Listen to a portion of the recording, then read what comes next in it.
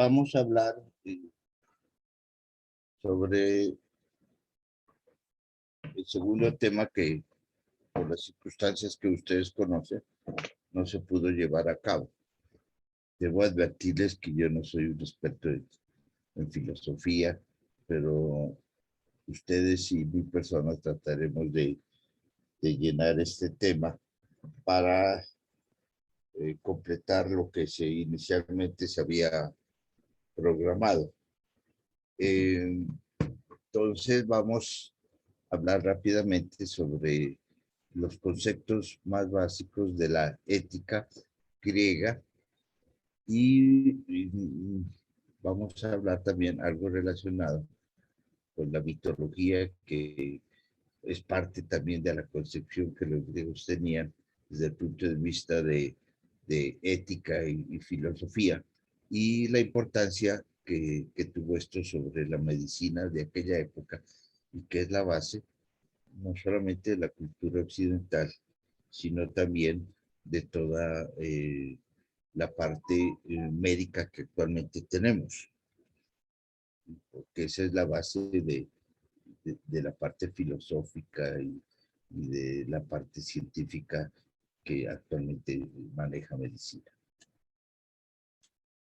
Entonces, aquí tenemos algunos conceptos que hay que tener en cuenta, que ustedes los van a leer, los van a tener presentes, y lo que significa. Aquí la ética no como definición, sino como parte de la filosofía, hay que concebirla, ¿no?, como el estudio de la moral, la virtud, el deber, la felicidad y el buen vivir. Ese es el concepto que maneja la ética como una parte de la filosofía, como una rama de la filosofía. De modo que no es la ética en la concepción que nosotros tenemos, sino la ética tomada como una parte de la filosofía. Bueno, muy bien. Van a escuchar también la palabra metafísica. Entonces, ¿qué es la metafísica? Entonces, es la investigación, la definición que hace de la naturaleza, la estructura, los principios fundamentales de la realidad. Incluye clarificar la investigación de algunas nociones fundamentales con las que entendemos el mundo, incluyendo la serenidad, la existencia, el objeto, la propiedad, la relación, la causalidad, todas estas cosas que están relacionadas con la realidad. Y la ontología. La ontología es una rama de la metafísica que estudia cosas especiales, como la verdad, la existencia divina, las ideas y los números. Entonces es una cosa especial a la cual se denomina ontología. Tenemos también la epistemología. Epistemología es una rama de la filosofía. Entonces estudia los principios fundamentales, la extensión y métodos del conocimiento humano. Entonces a eso se llama epistemología, diferente a la metafísica, que es la que define las cosas prácticamente. Es parte de la filosofía que estudia estos conceptos que hablamos. La fisis, ustedes van a una palabra que hay que entenderla muy bien. Fisis es igual a naturaleza. Los griegos actuaban todo de forma natural, porque decía que lo más bello, lo que ellos tenían, era la naturaleza, que todo en la naturaleza era perfecto, de modo que entonces a esa perfección le llamaban natural, naturaleza, y pues tiene tres propiedades, que es la razón, la armonía y la divinidad. De modo que a todo eso lo llamaban la física. Esa es la característica principal de la filosofía griega, que es actuar conforme a lo natural para ellos.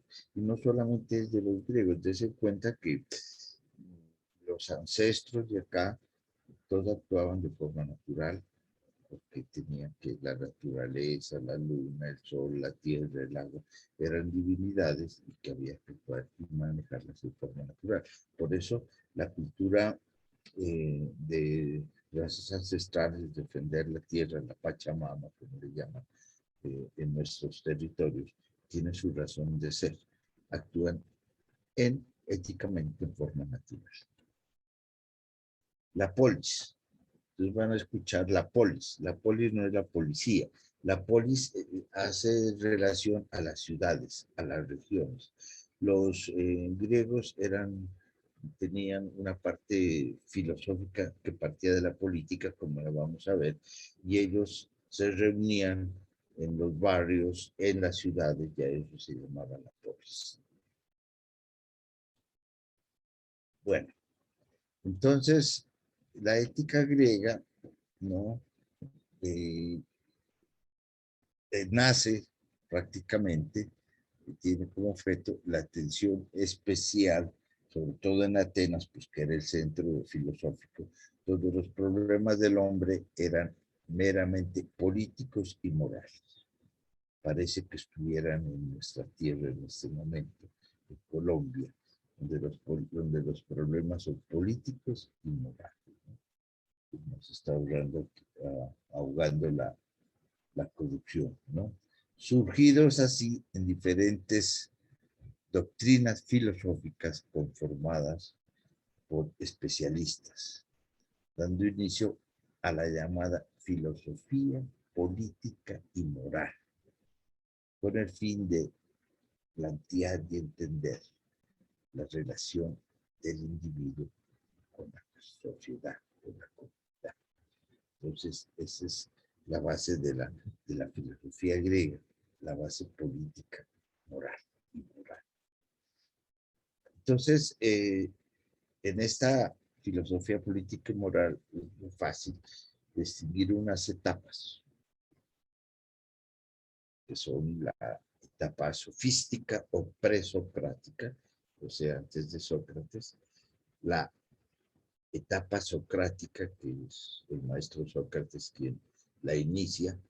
Después viene Platón, que fue el discípulo de Sócrates. Luego sigue Aristóteles y termina con los estoicos y los epicúreos. Estas fueron las 5 etapas principales de la filosofía griega.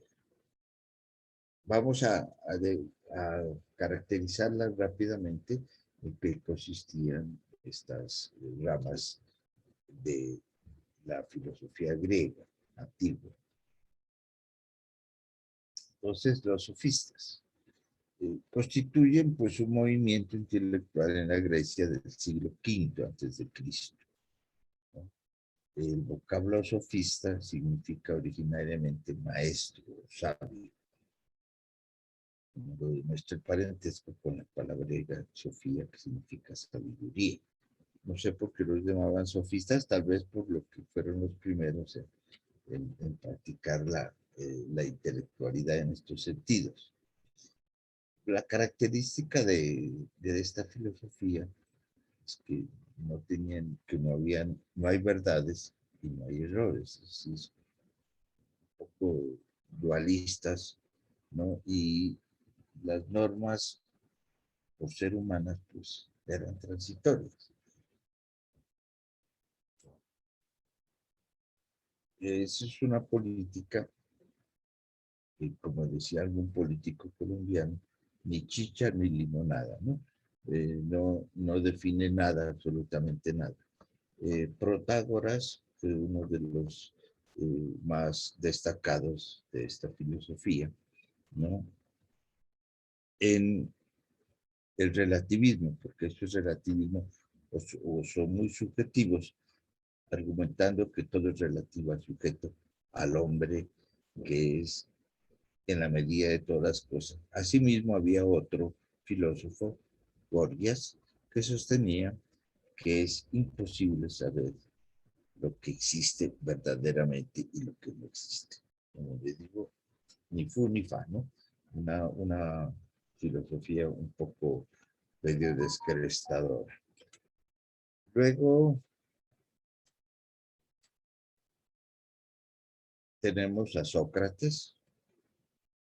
Sócrates ya viene con otros conceptos un poco diferentes en la filosofía griega, y es que la parte fundamental de él la define con esta frase: conócete a ti mismo, ¿no? Que se caracterizó por tres conceptos. Primero, es un conocimiento universalmente válido, ¿no? Contra la que no existe, no se sostienen los sofistas. O sea, yo existo, tengo un pensamiento definido, no puede ser que no exista, no sé si sea o no sea. No tenía validez ni ningún el concepto de los sofistas. Por ende, lo que existo, ¿no? Todo tengo un conocimiento de orden moral. Estoy pensando moralmente. Y tercero, pues es un conocimiento práctico. Obvio, si yo existo, pienso, pues tengo conocimiento práctico. En la ética socrática, ¿no?, se encuentra el concepto del bien, fundamentalmente el bien, como felicidad. Es decir, buscar el bien en las personas, buscar el bien en las acciones, causa felicidad, ¿no? Entonces, y esa es la felicidad que debemos tener las personas según esta filosofía, que es un concepto interno del alma. Y lo bueno, ¿no? Lo bueno es lo útil que da esa felicidad. Entonces, asimismo, hablar del vicio. El vicio, dice Sócrates, que es la ignorancia de no, que no se obra mal por naturaleza, sino porque se ignora el bien. Él argumentaba que nadie hace el mal voluntariamente. Por lo tanto, refiere que la virtud puede ser transmitida o enseñada, basándose en la doctrina sofista. Hay que enseñar de la verdad. Entonces, la concepción de Sócrates se fundamenta en la bondad, el conocimiento y la felicidad. Ser buenos, conocer esa bondad, y eso da felicidad. Un concepto válido que vive a través de la historia de la filosofía griega.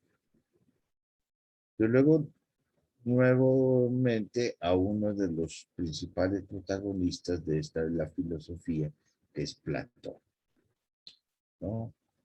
Platón era un filósofo, pero basó fundamentalmente su política en la política, su filosofía, perdón, en la política, ya que para él la polis, pues la ciudad que hablábamos, era el propio terreno de la vida moral, ¿no? Y entonces él, en la polis, en los ciudadanos, en las charlas, decía que era importante la moral política.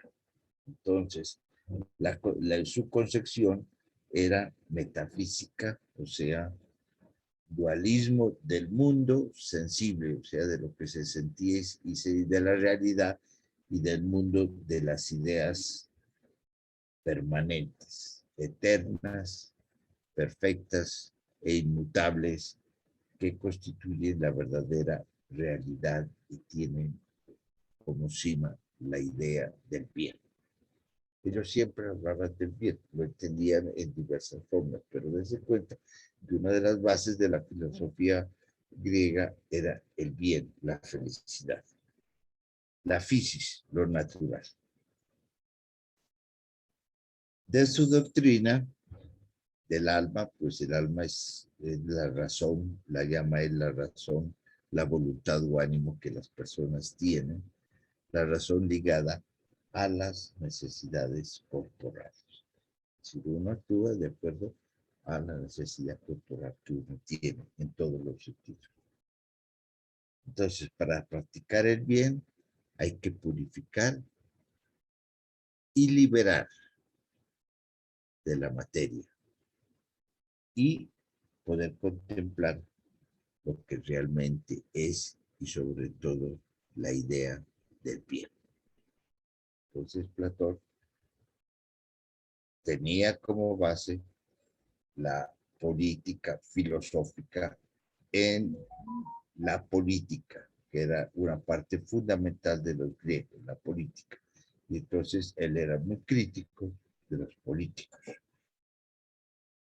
Y entonces él decía, por ejemplo, que los políticos no deberían favorecer a determinados grupos, sino que la política debería ser el bien para todos, absolutamente para todos, sin discriminación, lo que era. Después viene más hacia los años 384 a.C., viene el maestro Aristóteles, ¿no? Nacido en Macedonia, y funda una escuela filosófica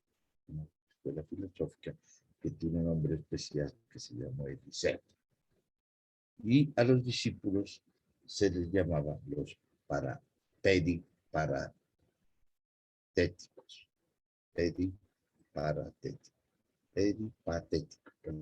peripatéticos, porque aprendían en las charlas, pero las charlas no eran sentados y él en una tribuna, sino caminando. Caminaban, y entonces allí o paseaban, y entonces él iba explicando la teoría. Entonces su escuela se llamaba el Liceo y los discípulos se llamaban los peripatéticos. Muy importante tener en cuenta. Aristóteles, pues no tenían divergencias, todos los filósofos tienen divergencias. Un filósofo que opina de una manera viene de otro y le dice que eso no es así, que es de otra manera. Entonces se apartaba de la dualidad del pensamiento ontológico de Platón, ¿no? Siendo que para él la idea no existe separada de los individuos, la idea es individual, ¿no? Individuos concretamente que son lo único real. La idea solo existe en los seres individuales. Entonces, Aristóteles decía, no, la idea no es universal, no es, tiene otro concepto, sino que es individual. Debe de estudiarse al ser humano, mas no como un ser individual, sino como es lo que puede llegar a ser. Es decir, no solamente lo que es, sino lo que él puede llegar a ser con su educación a través de la vida. Y lo compara como una planta, que una planta va creciendo, va dando frutos y toda esa cosa. Y entonces él dice que al ser humano hay que mirarlo y estudiarse de esa forma, desde el punto de vista filosófico. Entonces, para Aristóteles, el bien se adquiere a través de los modos constantes de obras, lo que llega a ser virtudes. Entonces, las obras para él son las virtudes, las cuales así van a desarrollando para distinguir en el hombre que es racional a lo que es racional o irracional de sus actos. Entonces, el bien se adquiere a través de los modos constantes de obrar, para que la persona pueda diferenciar entre el bien y el mal. Asimismo, Platón,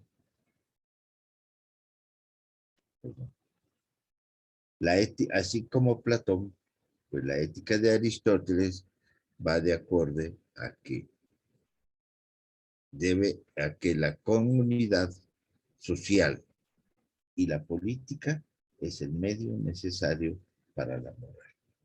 Entonces, si no hay acciones en la sociedad y en la política, pues no hay moral. Esas son las bases fundamentales de esta filosofía. Por eso se llama la filosofía política y moral, porque está basada en ese punto de vista. El hombre bueno ha de ser a la vez un buen ciudadano. En eso resume su filosofía.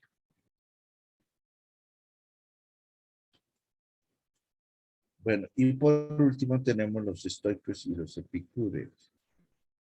Esta, estas ramas de la filosofía o estas partes de la filosofía griega surgen cuando ya comienza a decaer el imperio griego y los romanos también, porque prácticamente los romanos cogieron todo lo de los griegos, lo adaptaron todo, pero fundamentalmente en la época ya de el hundimiento del imperio tanto griego como romano, ¿no? Y que se caracterizó por la pérdida de la autonomía de los estados griegos a sí mismos, por la aparición y desarrollo de los grandes, de otros grandes imperios. Ustedes recuerdan que la invasión de los norte después de, de, de la caída del imperio griego y del imperio romano. Entonces, para ellos la moral ya no se definía en relación con la polis, es decir, para ellos ya no era tanto la ciudadanía, sino tuvieron como base el universo. El problema moral se plantea teniendo como fondo la necesidad física natural del mundo. Para ellos, que la física era una premisa de la ética. Podríamos resumir esta política de los estoicos, que hay muchos placeres en la vida y no todos son buenos, pero el hombre sí puede buscar el bien en el mundo. Es decir, para ellos la felicidad, los placeres más que la felicidad, estaba no en buscarla, sino en tratar de buscar una verdadera felicidad, que no siempre todos los placeres eran buenos. Como un recuento de la filosofía griega, vuelvo a decirles, se fundamenta en la fisis de lo natural, en el bien y en la felicidad. Todos los grandes filósofos de esta época griega basan la parte filosófica, ética, en esa parte, en hacer el bien da la felicidad y actuar de acuerdo a la naturaleza que formula. Entonces, ese sería el resumen de la parte filosófica griega. Bueno, la parte filosófica y estuvo muy ligada a todo lo que ocurría en esta época y a todo lo que se manejaba, que eran los dioses de la época griega, ¿no?, en relación con la medicina. Entonces vamos a hacer un repaso de esto porque parte de la medicina que nace en la antigua Grecia, pues está ligada con los dioses. Es una explicación de la mitología griega, así como nosotros tenemos la Biblia. Para los griegos la mitología era una forma no religiosa, pero sino un contenido de mitos y relatos de cómo los griegos entendían la creación del mundo y lo que había ocurrido, la creación del universo y los poderes, pero siempre atribuyéndolos a poderes divinos que eran los dioses del Olimpo. Los dioses griegos tuvieron tres generaciones. Las dos primeras, la segunda generación que pelearon con la primera, la segunda era los titanes que peleó y se apoderaron del Olimpo. Y después vienen los hijos de esa segunda generación que luchan contra los padres y los expulsan del Olimpo. Y estamos hablando ya de la tercera generación de los dioses del Olimpo. Entonces vamos a describir algunos. Hay tantos dioses que a veces es muy difícil, pero por lo menos para que haya claridad, vamos a distinguir o vamos a nombrar los más importantes y los que tuvieron relación con personajes o dioses médicos que tuvieron mucha influencia en la medicina griega. Entonces tenemos a Zeus. Los griegos o los romanos, que fue los que reemplazaron a los griegos en el imperio, en el saber, en la política, en la guerra, adaptaron la mitología griega a la mitología romana. Entonces, para los griegos era Zeus, para los romanos era Júpiter.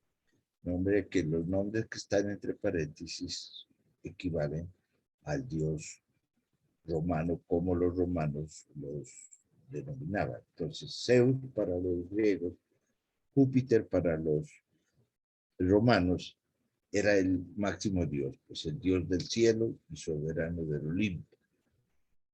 Era el dios del rayo, ¿no? Era también el padre supremo de todas las deidades,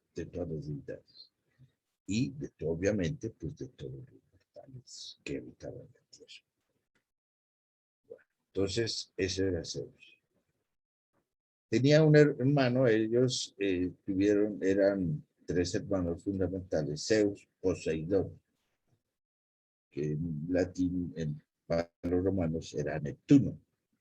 Él, en la repartición que hicieron, Zeus se quedó en el cielo y Poseidón era el dios de los mares y los océanos, y el dios de la tierra que causaba los terremotos y los desastres. Y el otro hermano de ellos era Aedes, que los romanos llamaban Plutón. A este, por desgracia, le tocó la repartición, el inframundo, o sea, los infiernos. Entonces, él, no muy contento con esa repartición que le tocó a él, pues raptó a una hija, a Persefonte, que era una hija de Zeus, y la tuvo como esposa a la hija, a la sobrina. Era un rapto que hizo ese dios de acuerdo a la mitología, el relato de la. Entonces, estos fueron los dioses principales, pero había otra que era la esposa de Zeus, se llamaba Hera o Juno. Era la hermana mayor de Zeus, pero a la vez era la esposa de Zeus, ¿no? Y se le atribuían, pues, la responsabilidad de velar por las uniones matrimoniales y los nacimientos, pero además era como la defensora especial del resguardo de todas las mujeres. De modo que esas eran los principales dioses del Olimpo.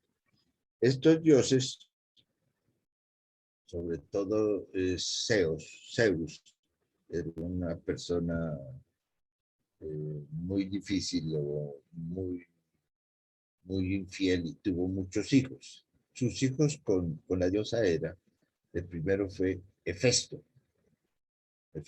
que los romanos llamaban el Vulcano. Era el dios del fuego y de los artesanos, también de las forjas, hijo de la diosa Hera y el todopoderoso Zeus, y creado por Tetis. Resulta que Festo fue el más feo de todos los hijos de Zeus, y la diosa Hera, como era tan feo, cogió y lo echó del Olimpo. Lo echó para que se muriera, para que se perdiera. Y allá lo cogió otra diosa que se llamaba Tetis. Y le dio pena, lo recogió y lo creó. Y Tetis era una diosa que se casaría luego con un mortal, y tuvo un hijo que, según la mitología, se llamaba Aquiles, que fue, ustedes digo que han visto la película Aquiles, que fue uno de los héroes de la guerra de Troya. Bueno, eso en cuanto a Hefesto. Tuvo otro hijo que es Hermes, para los romanos Mercurio. Este era el mensajero de los dioses. Por eso su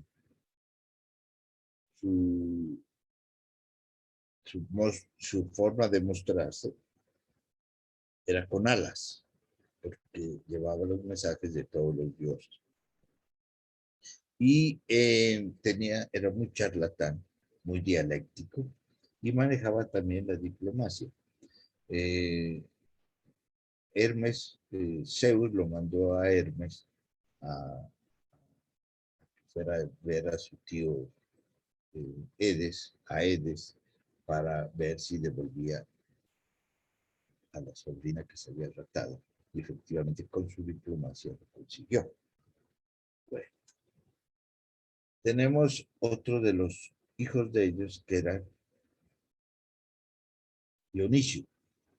Dionisio, también para los romanos, Baco, el dios del vino y de la vida, y era el soberano de la agricultura.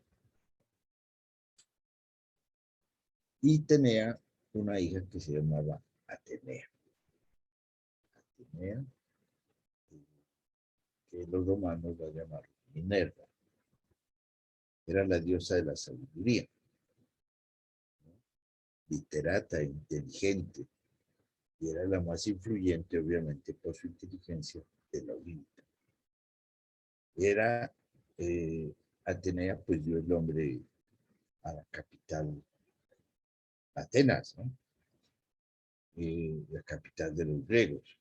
Fue la contraparte de su hermano Aeres. Y Aeres era, los romanos lo llamaban Marte, era el dios de la guerra. Y se contrapunteaba con Atenas, con Atenea, perdón, porque por su sabiduría, por su inteligencia, no era todo lo contrario de lo que programaba su hermano, que llevaba entre sus entrañas siempre la guerra y el conflicto. Y entre ellos pelearon y fue parte de las guerras que narra la mitología griega. Zeus, como era un personaje difícil, tuvo otros hijos fuera de matrimonio con Hera. Y uno de ellos fue Artemisa. Artemisa y Artemisa, que los romanos llamaban Diana, que era la diosa de la casa. Hermana melliza de Apolo. Apolo es un personaje que hay que tener en cuenta porque era el rey médico del Olimpo. Entonces, pero su hermana Artemisa nacieron juntos, pero como era extramatrimoniales, Hera no los quería, ¿no? Porque fueron hijos de otra madre, por la infidelidad, obviamente por la infidelidad que tenía Zeus. Bueno, muy bien. Entonces, Apolo y Artemisa, mellizos, nacen del matrimonio, de hijos extramatrimoniales de Zeus. Tengan en cuenta. A ver, Afrodita. Afrodita es otro personaje pues, de la mitología griega, Venus para la romana. Esta diosa, pues, de la belleza, del amor, de la lujuria y llena de pasión, ¿no? Nace producto de un esperma del titán griego, Urano. A quien Cronos, otro titán, le cortó los testículos. Y emerge por el esperma de este titán, emerge del mar ya directamente como adulta. Se presenta en esa forma y es el problema para todos los hombres porque era una hermosura y mucha persecución hacia ellos. Bueno, eh, esta Afrodita era la castigó pues por envidia por su belleza y se la entregó a Hefesto. Hefesto, ya grande, pues creado por eso, repudiado por su madre, le dio como premio a Afrodita, que era una mujer bella, pero Afrodita pues ni lo miraba ni le paraba bolas. Entonces Afrodita se fue con Ares, el dios de la guerra. Muy bien. Es muy interesante todos esos chismes de la mitología griega. El titán Cronos, ya lo habíamos oído, titán, o sea, los titanes son antes de los dioses del Olimpo. Saturno para los romanos. Y la ninfa Fílira fueron padres del centauro Quirón. Resulta que Cronos fue a visitar a Zeus y en una visita miró a esta ninfa, Fílira. Y tal fue la persecución que esta mortal, mm, le dijo a Zeus que por favor la convirtiera en hielo. Y entonces el Cronos era un personaje muy difícil, se enteró y se volvió caballo y embarazó a Fílida. Y de ahí nacen los centauros.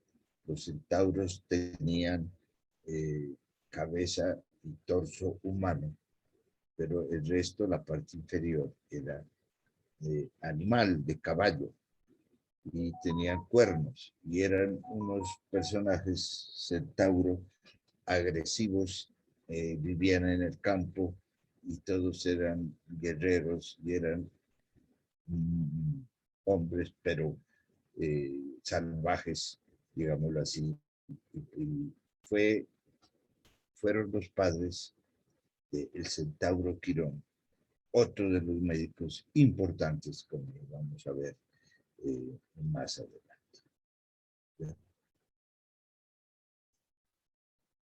Bueno, Prometeo es un titán que en la guerra que tuvieron los dioses del Olimpo con los titanes, él se pasó del lado de los dioses, ¿no? Y este Prometeo eh, le dio a los humanos muchas cosas, entre ellas el fuego, ¿no? Y a protegerlos, darles, eh, hacerles bien. Entonces, Zeus, porque no quería, Zeus era Dios y no quería a los mortales, lo encadenó en castigo por darles a los hombres, lo encadenó en una roca y le dio eh, por las noches venía durante el día venía un águila y le devoraba el hígado. Y como él estaba encadenado, pues sufría mucho porque por las noches se le volvía a reproducir el hígado y al otro día venía el águila y le devoraba el hígado y por las noches se le volvía a reproducir. Entonces, si los dioses bien no podían morir, a veces su dolor o vivir para ellos en esa forma no tenía razón de ser. Aun cuando no tiene poca relación o alguna relación con esto, lo traje acá porque Prometeo representa una de las partes básicas de la bioética, que es la beneficencia y la maleficencia. ¿Ya? Es decir, explica cómo él hacía el bien, darle fuego a los humanos, consentirlos, protegerlos, eh, para que no se extinguiera, darle todas las necesidades. Pero ese beneficio le causó al mal un mal. Entonces, muchas veces los autores de la bioética lo representan que como un beneficio en un momento dado puede traer un mal para él. Como corolario, como terminación de Prometeo, resulta que más adelante lo veo con Quirón, como Quirón era un dios, a pesar de ser centauro, era un dios. A él lo hirió una, una flecha accidentalmente, y entonces él iba a sufrir toda la vida, no podía morir, pero sufría, entonces le pasó la deidad, le devolvió la deidad a Prometeo, y él se pudo salvar de las cadenas, al cual lo había condenado Zeus. Bueno, Pigmalión y Galatea. También lo traje acá porque para muchos bioticistas, Pigmalión representa lo que nosotros muchas veces no estamos contentos y queremos ser, lo que no debemos ser o lo que no tenemos, que es la perfección del hombre. Estilo Michael Jackson, ¿no? Que siendo de una raza quiso ser de otra. Bueno, y cómo el hombre gasta dinero para ser otra persona. Pigmalión era un personaje, un ciudadano, que buscaba mujeres y nunca encontraba la que quería, la ideal. Y él era un escultor, entonces esculpe una imagen con una belleza increíble, perfecta. Y a medida que la tenía y la contemplaba, se iba enamorando cada vez más de eh, esa escultura. Y un día, cuando celebraban las fiestas de Afrodita, fue y se arrodilló ante la estatua de Afrodita y le pidió que le diera vida a la escultura que tenía.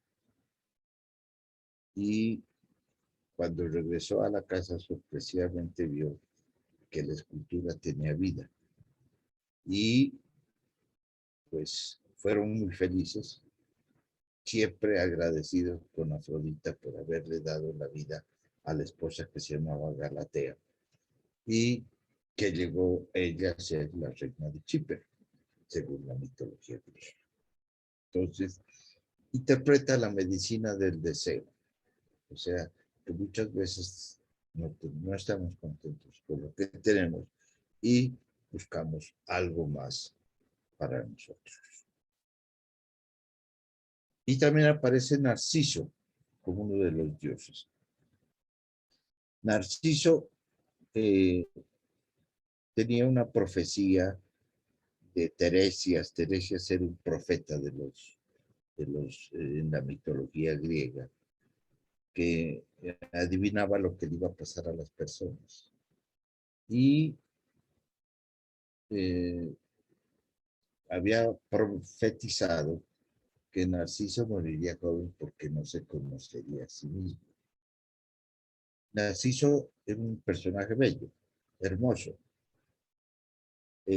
a los cuales no les hacía caso a las mujeres que lo perseguían ni a las ninfas. Solamente interpretó mal lo que había dicho el profeta Teresias, en el sentido de que no se conocería y eh, buscó verse contemplándose continuamente su belleza para conocerse mejor.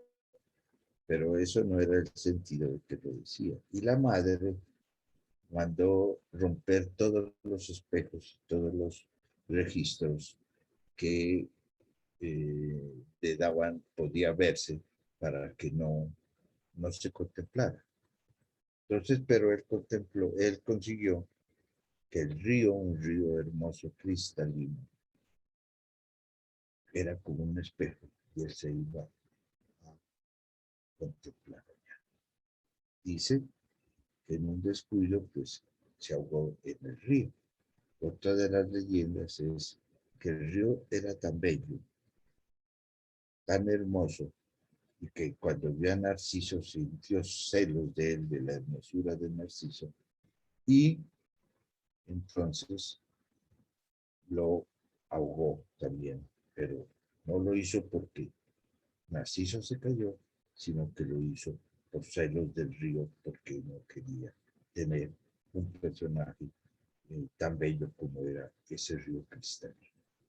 Entonces, esas son las partes básicas de la literatura, de la mitología griega, perdón, no literatura, sino mitología, que es una literatura. Bueno, entonces, vámonos después de esta pequeña introducción a los dioses médicos griegos. Y tenemos a Apolo. Apolo, ya dijimos que era mellizo de Artemisa, de Diana, la cazadora. Como fueron, el embarazo fue de estos dos, fue extramatrimonial, era la esposa de Zeus, buscó por todos los medios desproteger a la madre de Aleto, que era la madre de ellas. Y en todas partes ordenó que no lo recibieran. Zeus, con su poder, la convirtió a Leto, a la mujer, en una ave. Se fue a una isla donde no pudiera tener influencia. Era. Y allá sufrió mucho para tener a los dos gemelos. Duró 9 días con dolores de parto. Al 10º día tuvo a los hijos. Y según la mitología, primero tuvo a Artemisa, y Artemisa en ese momento se convirtió, después de que nació, se convirtió en ayudante del parto de Apolo. Y a ella también se le debía, a Artemisa, que fuera como una comadrona y que ayudara a las mujeres a tener los hijos.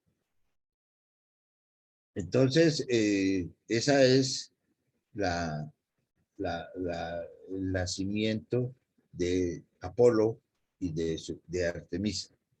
Entonces, pero Apolo era pues bello, por eso dicen es un Apolo, dice cuando hay hombres espectaculares, ¿no?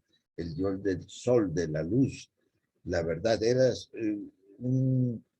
el principal hijo de Zeus, era dueño y era una de sus características era la medicina. ¿Ya? Entonces él era el dios médico del Olimpo. El dios médico del Olimpo. Bueno. Y Apolo pues jugó un papel trascendental durante la guerra de Troya, cuando el rey de esta ciudad negara a los dioses la ofrenda, ¿no?, prometida, fue a él quien liberó de una peste mortal. Peste mortal que cayó sobre Troya. Su más grande hazaña, sin duda alguna, dice pues la mitología, fue haber dirigido la flecha del príncipe París hacia el talón de Aquiles, causándole la muerte. Es decir, que le dijo, lo dirigió por ser el dios para que París matara a Aquiles. Y mandándole la flecha al talón de Aquiles. Que Aquiles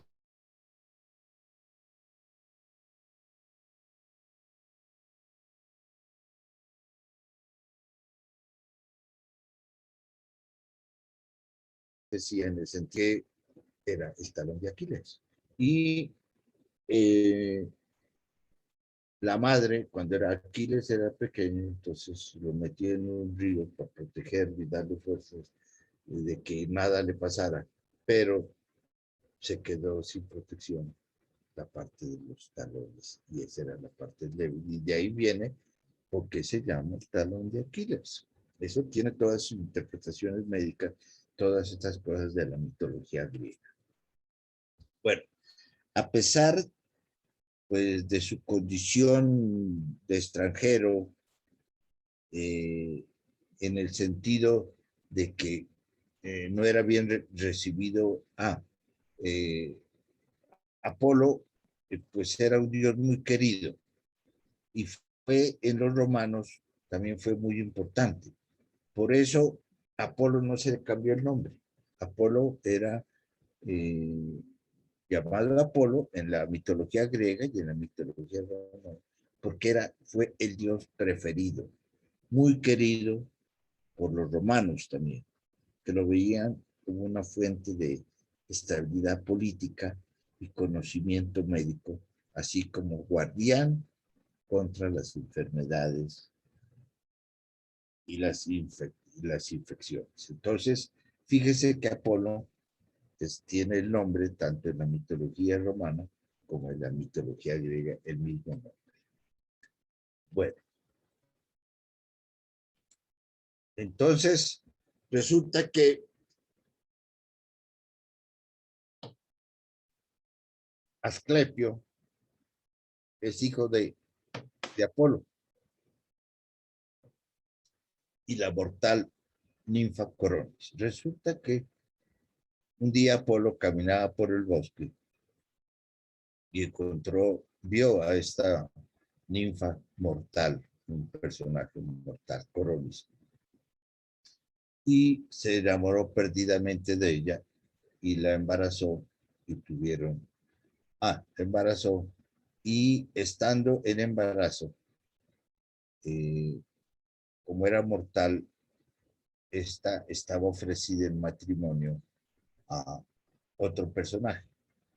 Al enterarse Apolo, porque tenía un cuervo que era de color blanco, y le llevó la noticia, el cuervo, que era de color blanco, que su querida iba a tener un hijo pero que se iba a casar con otro personaje, con otro rey, otra deidad.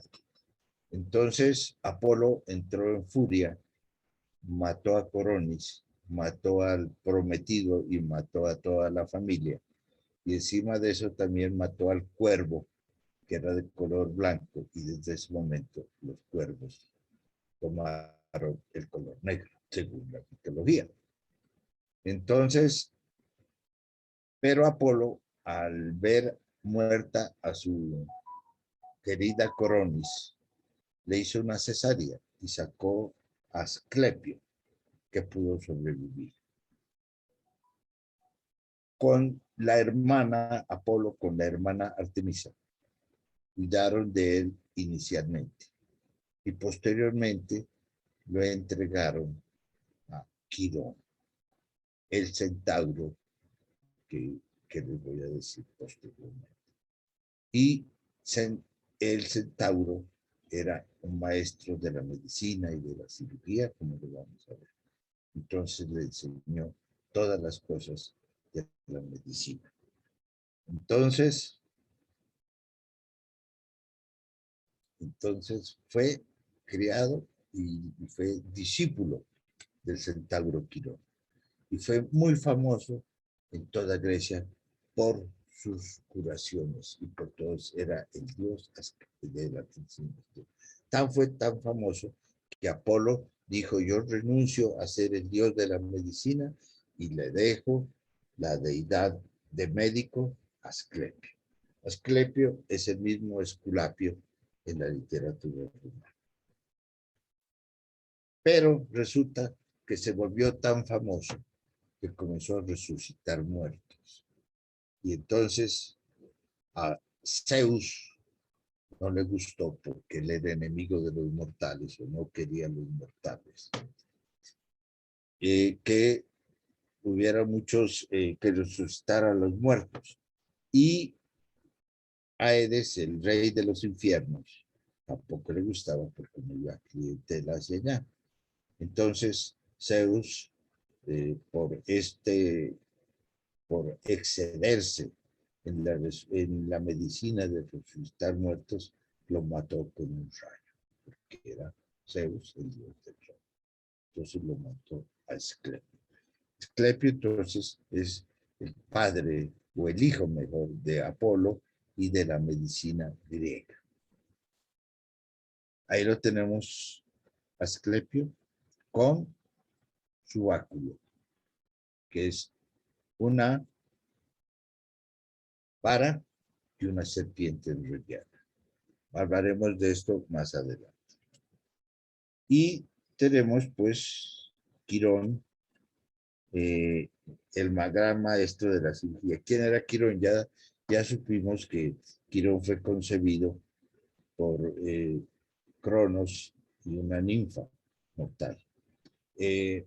Cuando quedó embarazado, cuando nació esta niña que se fue al monte y vio a este monstruo que le dio vida, ella lo botó. Lo botó y obviamente no lo reconoció nunca y lo convirtió Zeus para protegerlo en una planta. Una planta que fue Apolo y Artemisa comenzaron a cultivarla, a quererla, y de ahí nace el Quirón y fue protegido. Y Apolo, pues le enseñó mucha medicina que sabía él. Y él se fue al monte, pero al contrario de los otros monstruos, de los otros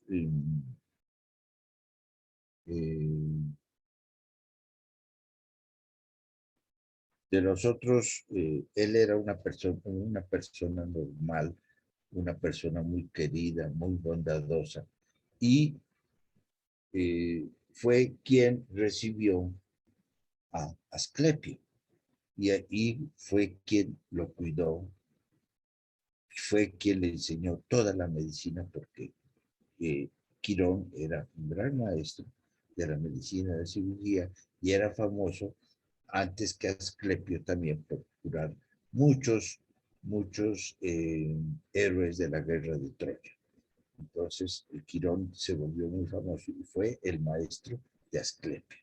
Entonces, Apolo, eh, su hijo Asclepio y Quirón prácticamente son los tres griegos fundamentales, deidades de la medicina griega.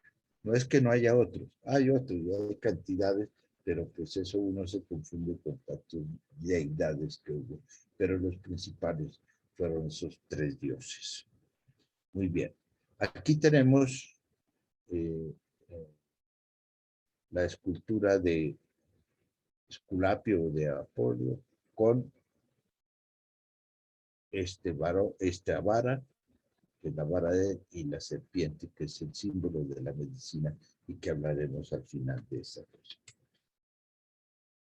Bueno, entonces, de estos dioses que ustedes han escuchado, pues a Hipócrates, ¿no? Entonces, la medicina griega tenía, pues, sólida base mágica, religiosa, según pues la Ilíada y la Odisea, como hemos visto desde el siglo XI antes de Cristo. En esto los dioses no solo están siempre presentes, pues, sino que, como también lo hemos visto, pues se conviven con los humanos, compiten con ellos en el amor y pelean con ellos en la guerra, y son heridos también los dioses, pero como son inmortales, pues no les pasa nada. Generalmente, no a todos. Pues. Bueno, no así los guerreros mortales, cuyas heridas pues, requerían los tratamientos de la medicina primitiva, cuando ocasionalmente también se beneficiaban de la participación de los dioses. Entonces, inicialmente la medicina griega era mágica y religiosa. Bueno, eso ocurre todavía en muchas regiones del mundo, ¿no? Muchas regiones del mundo eh, ocurre y que existe esta cosa. Entonces, la guerra de Troya es un conflicto bélico de la mitología. Y está cuestionado si en realidad existió la guerra de Troya. Pero parece que definitivamente la guerra de Troya fue una leyenda mitológica, ¿no? Y en esta guerra, pues, juegan un papel importante Apolo, Asclépides, o Esculapio, como también los otros médicos que curaban las heridas de los comandantes de ambos bandos. Entonces, fueron muchos los templos que posteriormente, a raíz de esto, se levantaron en toda Grecia en honor de Asclépides, fundamentalmente, ¿no? O Asclepio. Y en estos templos, pues se ofrecían ofrendas. Generalmente estos templos estaban al lado de cauces de agua y también eh, había sacerdotes y sacerdotisas que hacían las funciones de curaciones. Esa era la medicina inicial, hasta que llega pues la medicina hipocrática, ¿no? Hipócrates pues nace en Macedonia en el año 450 a.C. Se le atribuye la autoría de 50 libros, ¿no? Y se llama el Corus Hipocrático o Cuerpo Hipocrático, se llama a ese. Sus cosas fundamentales son el método hipocrático, ¿no? Que es la forma de proceder con exactitud racional, libre de intervenciones mágicas o sobrenaturales o divinas, ¿no? Que se caracterizaba por la observación directa y el estudio del paciente y no de la enfermedad. Óiganlo bien, del estudio del paciente para ayudar a las fuerzas naturales del cuerpo humano a restablecer el equilibrio. Entonces, la metodología hipocrática dice nada de divinidad, nada de sobrenatural, nada de cosas mágicas. Metámonos a estudiar el paciente, su enfermedad y el paciente. Por eso de aquí nace un dicho muy importante que dice, escuchad al paciente que te está diciendo el diagnóstico, cosa que en esta época no lo hacemos. Muchas veces ni saludamos al paciente, menos lo vamos a escuchar. Entonces, hay que escuchar a los enfermos. Ellos nos dicen el diagnóstico. Y hay que entender lo que ellos dicen. No solamente dedicarnos a la parte de ayudas diagnósticas, que es lo que nos está encerrando toda la tecnología buena y mala que tenemos. Eso nos lo enseñó hace como 3.000 años Hipócrates. Otras enseñanzas reconocidas por los tratados hipocráticos son aquellas que hacen en forma especial al trato con el enfermo, ¿no? Y la enfermedad. El diagnóstico como piedra fundamental de la praxis médica. Entonces, ya habíamos expresado eso, lo que es el trato con el enfermo, con la enfermedad. Fundamentalmente, en eso se basa toda la medicina tradicional de tipo hipocrático. Y la historia del paciente, ¿no? Y la observación de los síntomas que la dolencia presentara a través de la física humana, entonces de la fisiología humana. Entonces, fíjese que él, de todo lo mágico que venía de la actividad griega, pasa a una medicina racional, a una medicina de observación. Y otra parte importante de las interpretaciones racionales es la ética, ¿no? Con una visión humanística y vocacional de lo que debe ser la medicina. Al fin y al cabo, pues el médico era alguien que curara y salvara, ¿no? Y por todo lo tanto, alguien cuyo amor por el ser humano no solo debería caracterizarlo, sino ser su máxima expresión y motivo de trabajo. Entonces, esos tres elementos fundamentales, escribir los libros que forman parte del cuerpo hipocrático, la concepción de una manera diferente de entender al enfermo y mirar la enfermedad. Y otra cosa, el amor por la medicina y la ética que debe tener. Dieron origen al juramento hipocrático. Juramento hipocrático cuyas partes las vamos a decir, pues ellos juraban a sus dioses, por Apolo, no, médico, por Asclepio, Higía y Panacea. Higía y Panacea fueron médicos de Asclepio, hijos de Asclepio, hijos de Asclepio. Asclepio, hijo de Apolo. Higía y Panacea, hijos de Asclepio, ¿no?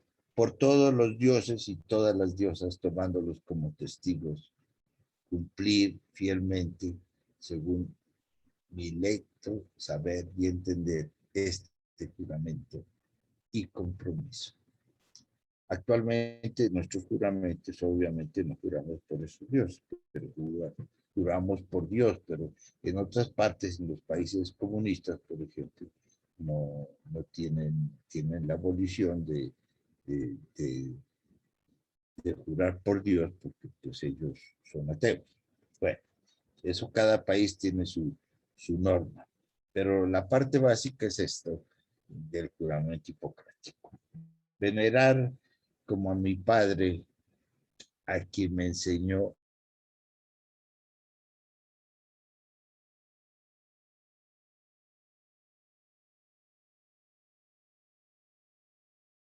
compartir, asistirlos en sus necesidades, considerar a sus hijos como hermanos míos, enseñarles este arte gratuitamente si quieren aprenderlo, comunicar los preceptos vulgares y las enseñanzas secretas y todo lo demás de la doctrina a mis hijos y a los hijos de mis maestros y a todos los alumnos comprometidos y que han prestado juramento según costumbre, pero a nadie más. Eh, Hasta ahora se ve que hay muchos tipos de familiares médicos que se transmiten los conocimientos unos de a otro, obviamente pasando por escuelas como la universidad. Pero en esa época era más que todo familiar, por eso ustedes ven Apolo, su hijo Asclépides, y los hijos de Apolo, Higía y Panacea, las hijas de... Bueno, entonces por eso está esa parte, ¿no? En cuanto pueda y sepa usar las reglas dietéticas en provecho de los enfermos y apartaré de ellos todo daño e injusticia. Jamás daré a nadie medicamento mortal, por mucho que me solicite, ni tomaré iniciativa alguna de este tipo. Tampoco administraré abortivos a mujer alguna. Por el contrario, viviré y practicaré mi arte en forma santa. Una concepción para la época muy bella. Entonces, no tallaré cálculos, sino que dejaré esto a los cirujanos especialistas. En esa época los médicos no sabían de cirugía, la cirugía se les dejaba para aquellos otras que no eran médicos.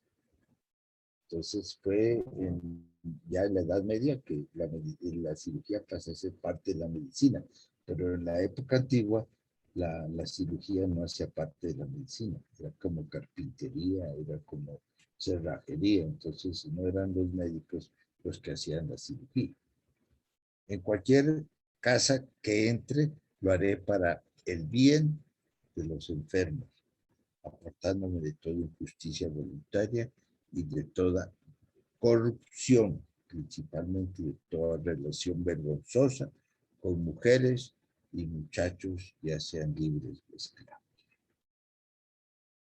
Todo lo que vea, oiga, en el ejercicio de mi profesión y todo lo que sugiera, sugiera acerca de la vida de alguien, si es cosa que no debe ser divulgada, lo callaré y lo guardaré con secreto inviolable. Si el juramento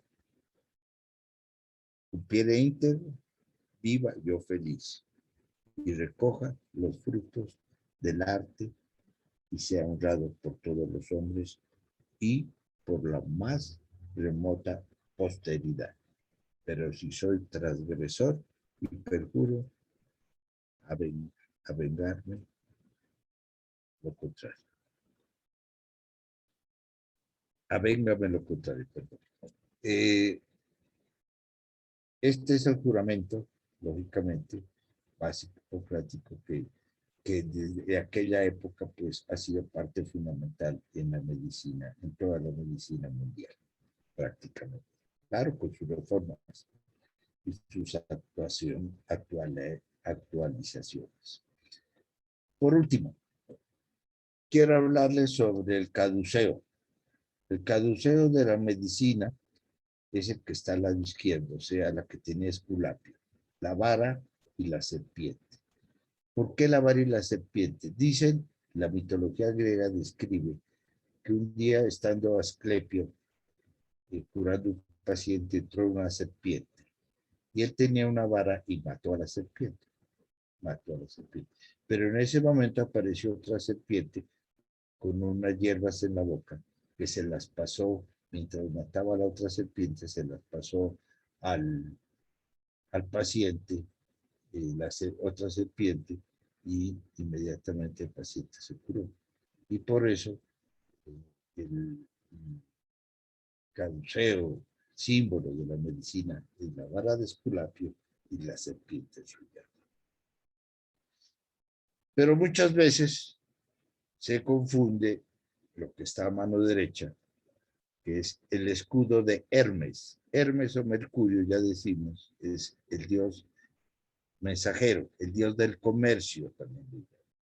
Y ustedes ven que este símbolo aparece en fenalco y otras cosas. Este es el fenalco. Y los médicos no debemos nunca poner ese escudo de Mercurio como símbolo de la medicina. El de la medicina es el báculo o la vara de Esculapio y la serpiente. Una sola serpiente. Y tenemos esta copa, que es copa de Igea, que es de la sanidad, de la higiene, y que muchas veces también se le atribuye a la medicina, pero prácticamente la de los médicos es la que está a la izquierda. Bueno, yo espero que voy a llamarlo a Sebastián, voy a poner el teléfono para, ya que tuve ese problema, para de, que hablemos y pueda contestarles las preguntas que sean.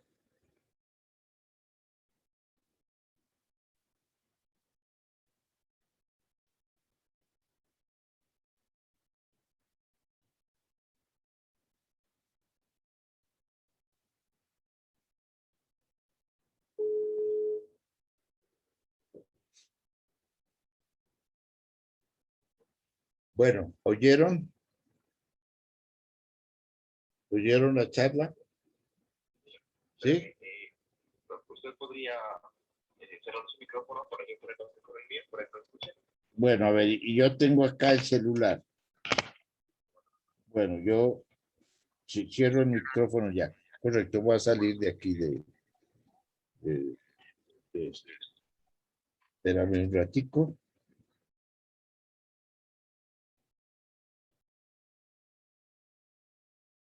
¿Me estás oyendo por el micrófono? Oh, carajo, se me perdió ahora la...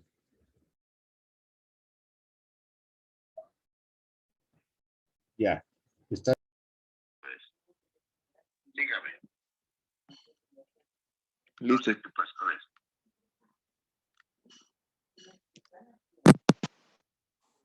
¿Quién quiere participar? Por favor, pones el micrófono, yo escucho acá en el celular.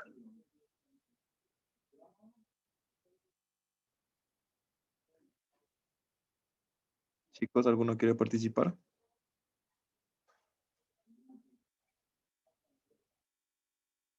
¿Alguien quiere preguntar o participar?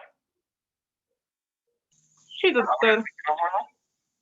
Sí, a ver, Doctor, diga, te escucho. Te escucho. era para preguntarle, o sea, los quizzes, ¿cómo quedarían? Escucha, se lo voy a decir. Es cuestión de 5 minutos a más tardar. Bueno, pero sobre la charla, ¿alguna pregunta?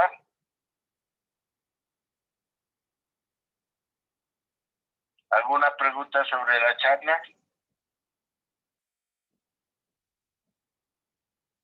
¿Qué dicen allá?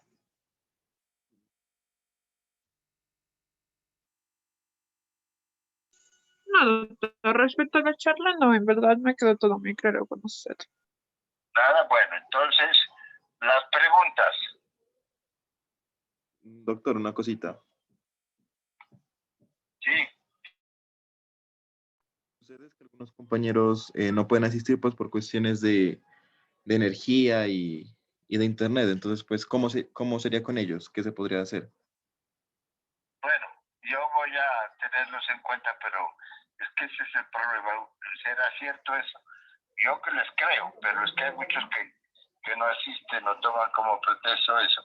De todas maneras, los que estén deben contestar estas preguntas. Las preguntitas, don, a ver, la primera, me la contestan ahí mismo, pues no es para mañana. ¿Dónde le contestamos? ¿En mensaje aquí en la plataforma? ¿Dónde contestamos, profe? Ya. No, manden un correo. Manden un pequeño correo al correo al correo.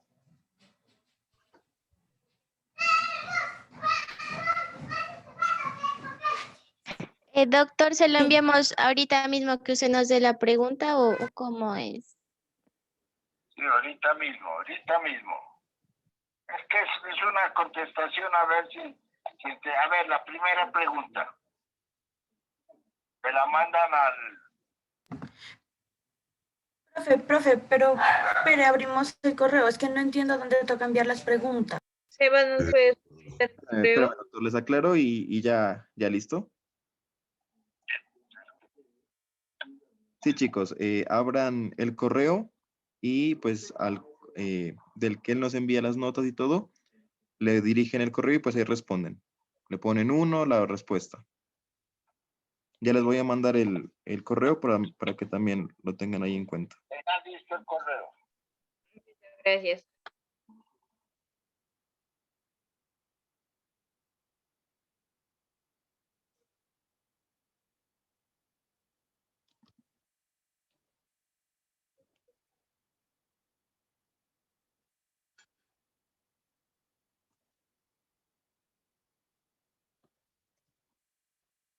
¿Ya? ¿Están listas para las preguntas?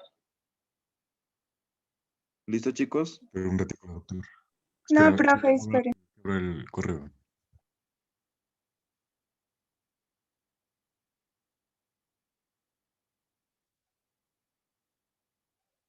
¿Ya? Espérenos, doctor, un ratico. Para que de pronto les quede claro a los compañeros que no puedan asistir, ya sea por luz o por internet, pues ellos no tendrían ningún problema porque el doctor ya los tiene en cuenta. Sebas, ¿en el correo solo enviamos la respuesta o copiamos la pregunta también o no? No, Sí, la respuesta la envían ahora mismo. Sí, solo No la respuesta. mañana ni pasado. Y dentro de 3 meses. Sino ahora ¿Enviamos por cada respuesta un correo o en un solo correo todas las respuestas? No, son 3 preguntas rapiditas. Allí, primera pregunta. Primera pregunta. Nombre de la escuela de Aristóteles y cómo se denominaban los... Sebas, que hable más durito que no se le escucha bien. Sí, ¿Cuál Sebas, es no la entendí escuela? nada. Yo ya les digo, ¿cuál es la escuela de Aristóteles? El nombre de la escuela de Aristóteles y cómo se llamaba a los alumnos de la escuela.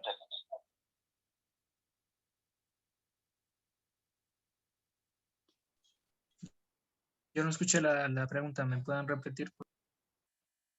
¿Cómo se llama la escuela de Aristóteles y cómo se llamaban los alumnos de esa escuela?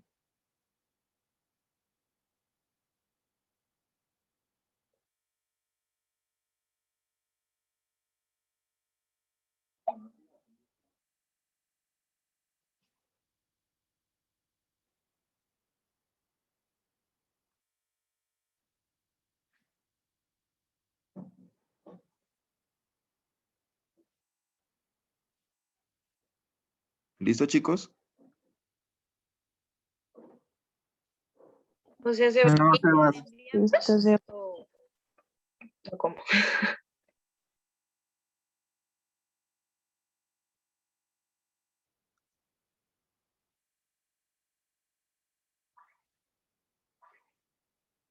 Tú me das, yo estoy en pantalla. Sí, doctor. Sebas, Está compartiendo la pantalla. disculpa, hay que irlo enviando una por una. No, todo en un mismo. Sebas. No, Dani, todo en un mismo. Ahorita ya sigue la segunda pregunta. Listo, profe.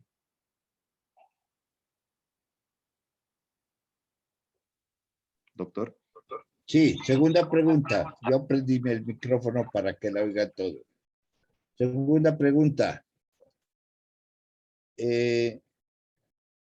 Diga los nombres de los médicos griegos más importantes de la antigua Grecia.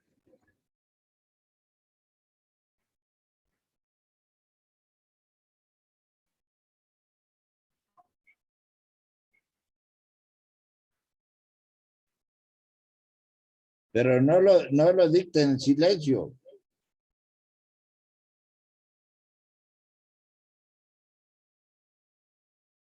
Y tercera pregunta. ¿Cómo se llamaban los 50 libros de Hipócrates? ¿Cómo se llaman? Ya, no más. Y me lo envían. ¿Los 50 libros de Hipócrates? ¿Cómo se llaman los 50 libros de Hipócrates? Ya, y me lo envían.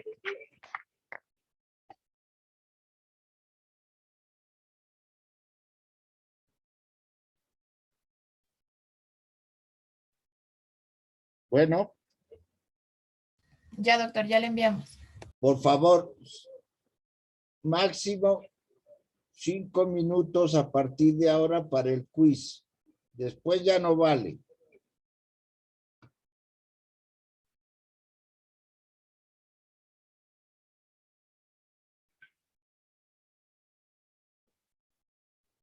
Sebastián,